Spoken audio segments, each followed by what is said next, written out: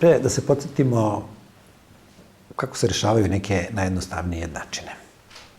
Uobičajeno je u matematici, pa tako ćemo mi koristiti, da ovde nepoznate obeležavamo slovom x, a brojeve koji su neke konstante, poznati brojevi ćemo obeležavati slovima, recimo, a i b.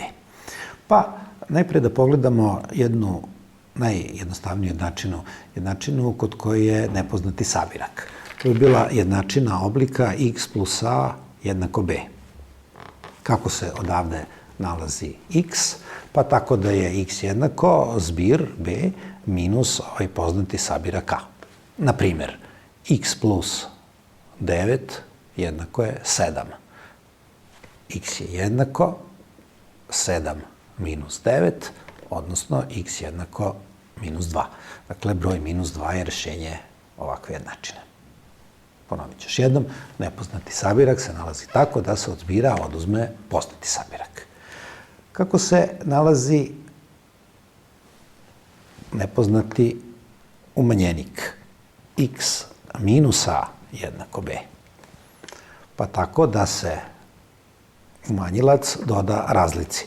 X je jednako b plus a. Naprimer, x minus 3 jednako je minus 14. X je jednako minus 14 plus 3, odnosno x je jednako minus 11.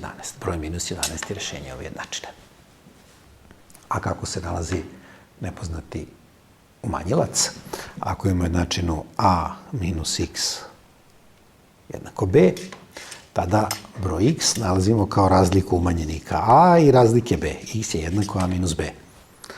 7 manje x jednako je 1. X je jednako 7 minus 1. X je jednako 6.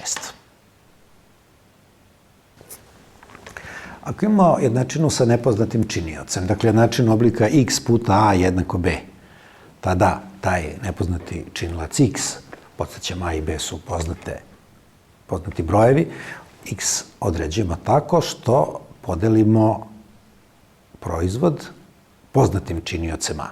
Ovde se naravno podrazumeva da a mora da bude različito od nule, jer deljenje nulom nije dozvoljeno. Pa, na primer, x puta 7 jednako 21, rešenje ove jednačine je x jednako 21 podeljeno sa 7, ili 21 sa 7, x jednako 3. Neka je sada x deljenik. Nepoznat je deljenik u nekom količniku. X podeljeno sa a jednako b. Rešenje ove jednačine je tada x jednako a puta b. Naprimer, 4 podeljeno, x podeljeno sa 4 jednako 7. X je tada jednako 4 puta 7, x jednako 28. Rešenje jednačine x podeljeno sa 4 jednako 7 je broj 28. I najzad, da vidimo i situaciju kad je nepoznat delilac. Dakle, neki broj a podeljeno sa x jednako b. Tada je rešenje ove jednačine x jednako a podeljeno sa b ili a sa b. Ako imamo 14 podeljeno sa x jednako 2, tada je x jednako 14 sa 2, odnosno x jednako 7.